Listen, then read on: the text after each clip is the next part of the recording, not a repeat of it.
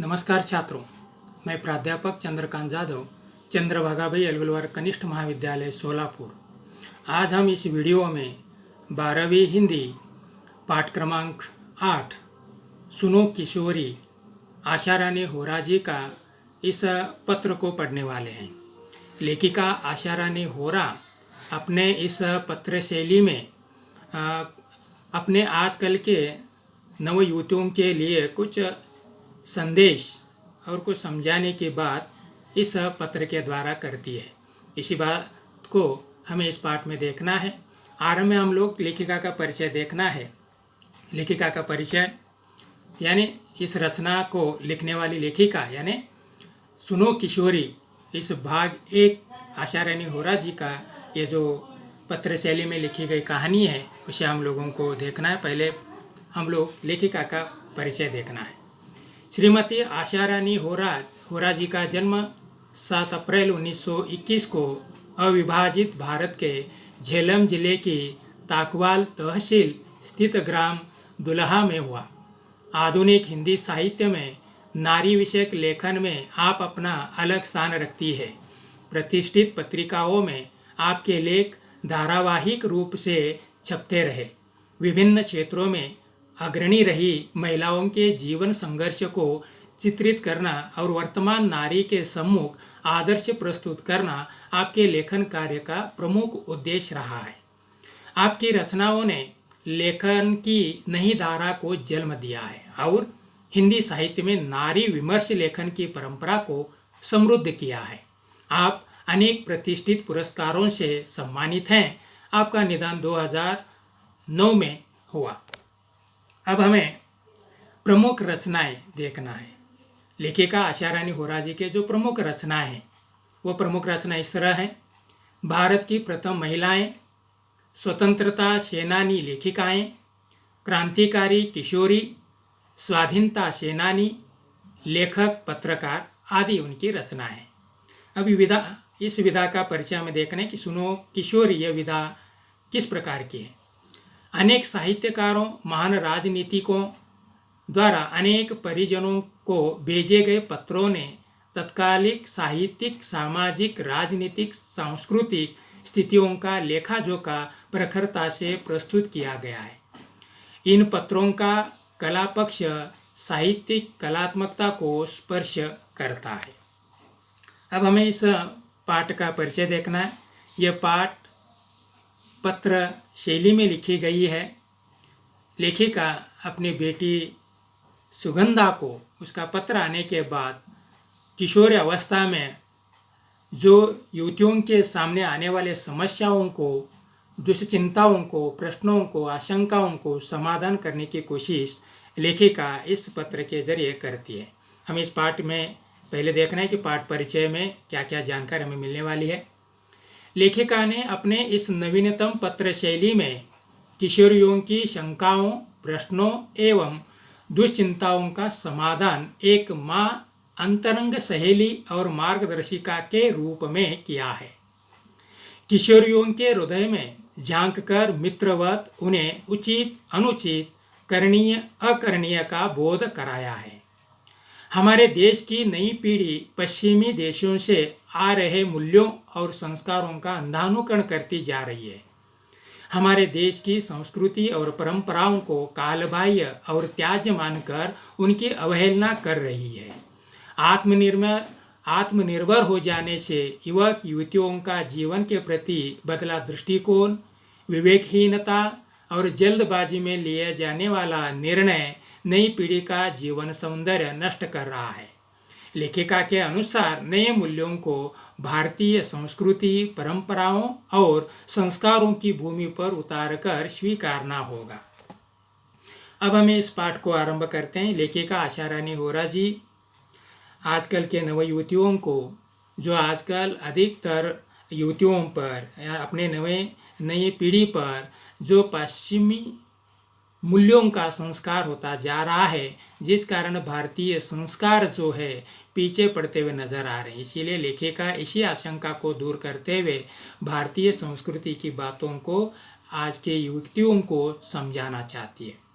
हम पाठ को आरंभ करेंगे। आप अपनी किताब में देखिए।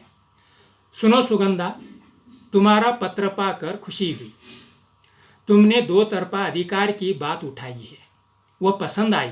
बेशक जहाँ जिस बात से तुम्हारी असहमति हो वहाँ तुम्हें अपनी बात मुझे समझाने का पूरा अधिकार है।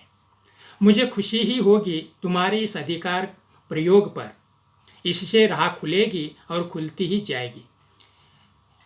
लेखिका आशारानी होरा यह बताना चाहते कि बेटी अपनी माँ को यानी सुगंधा अपनी माँ को जब पत्र लिखती है और उस पत्र में कुछ अधिकार की बात करती है और इस बात से लेखिका को खुशी होती है कि दो तरफा अधिकार की बात, जहाँ पर किसी बात के लिए हम असहमति होते हैं तो वहाँ पर हमारा यह अधिकार बनता है कि उसे समझाने का। इसीलिए लेखिका को अपनी बेटी का सुगंधा का पत्र को पढ़कर बहुत ही खुशी होती है। इसी बात को वह यहाँ पर बताना चाहती है। जहाँ कहीं कुछ रुकती दिखाई देगी वहाँ भी परस्पर आदान प्रदान से राह निकल ली जाएगी। अपने अपनी बात कहने सुनने में बाधा या संकोच कैसा? मैंने तो अधिकार की बात यूं ही पूछी थी कि मैं उस बेटी की माँ हूँ जो जीवन में ऊंचा उठने के लिए बड़े ऊंचे सपने देखा करती है।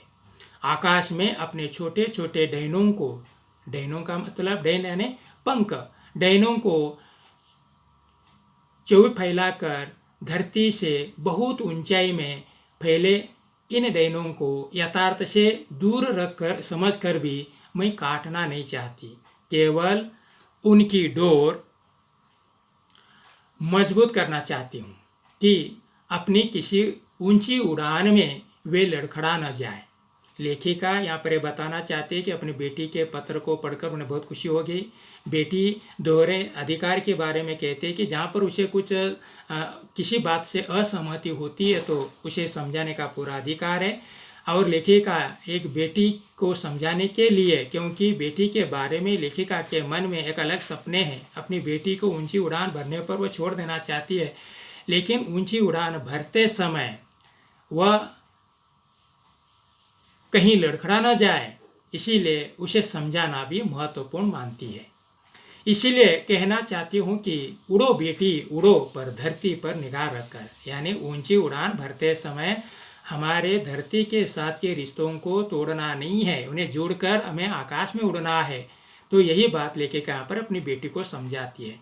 कहीं ऐसा ना हो कि धरती से जुड़ी डोर कट जाए और किसी अनजाने अवांछित स्थल पर गिरकर डैने क्षत विकसित हो जाए। डैने यानी पंख, यानी लेके क्या चाहते हैं कि आकाश में उड़ते समय हमारी सभी निगाह धरती से होना चाहिए, जुड़े रहना चाहिए। अगर ऐसा नहीं हुआ तो हम लोग अनजाने अवांछित जगह पर गिर जाएंगे, क्षत विक्षत हो जाएंगे। इसीलिए लेखिका ऊंची उड़ान भरते समय धरती पर निगाह रखने की बात करती है, धरती से जुड़े रखने की बात करती है।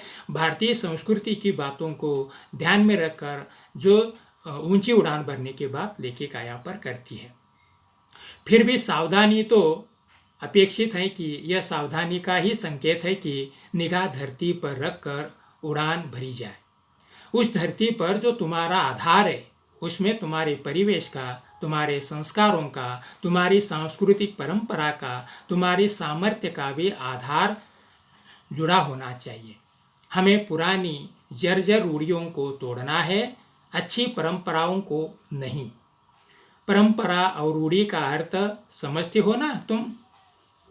नहीं तो इस धरती, इस अंतर को समझने के लिए अपने सांस्कृतिक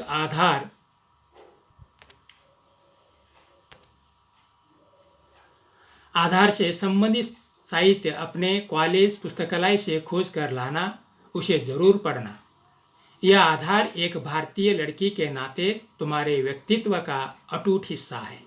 इसीलिए बदले वक्त के साथ बदलते समय के नए मूल्यों को भी पहचान कर हमें अपनाना है। पर यहाँ पहचान शब्द को रेखांकित करो। बिना समझे, बिना पहचाने कुछ भी नया अपनाने से लाभ के बजाय हानि उठानी पड़ सकती है। पश्चिमी दुनिया का हर मूल्य हमारे लिए नए मूल्यों का पर्याय नहीं हो सकता। हमारे मूल्यों से पुराने मूल्य अब इतने टूट फूट गए हैं कि उन्हें भी जैसे तैसे तोड़कर खड़ा करने का मतलब होगा अपने आधार को कमज़ोर करना, या यूं भी कह सकते हैं कि अपनी अच्छी परंपराओं को रूढ़ी में ढालना समय के साथ अपना अर्थ खो चुकी या वर्तमान प्रगतिशील समाज को पीछे ले जाने वाली समाज की कोई भी रीति नीति रूढ़ी है। समय के साथ अनुपयोगी हो गए मूल्यों को छोड़ती और उपयोगी मूल्यों को जोड़ती निरंतर बहती धारा परंपरा है, जो रूढ़ी की तरह स्थिर नहीं हो सकती। यानी लेखिका इस पहले भाग में ये बताना चाहती है कि जो अपनी बेटी जो पढ़ने के लिए कॉलेज जाती है, वहाँ पर अन्य सहेलियों से उसका परिचय हो गया है।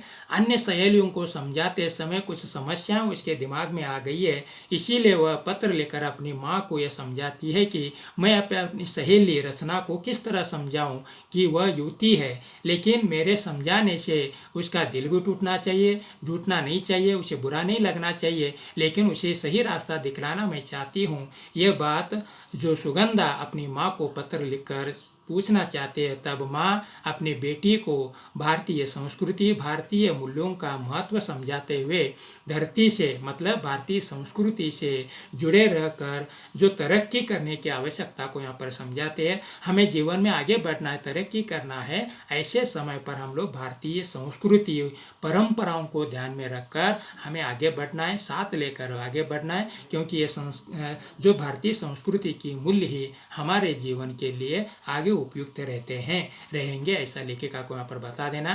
तो यह पहले भाग में हम लोगों ने लेखिका आशा रानी होरा जी अपनी बेटी सुगंधा का पत्र पाकर जो खुशी होती है और सुगंधा की जो समस्याएं उन्हें समझाने की कोशिश यहाँ पर करती है, और क्या समस्या लेकर यह सुगंधा अपनी माँ से जो पूछती है, किस तरह माँ एक सहेली के तौर पर, मार्गदर्शिका के तौर पर किस तरह समझाते, उसे दूसरे वीडियो में हम लोग देखेंगे। तब तक के लिए धन्यवाद।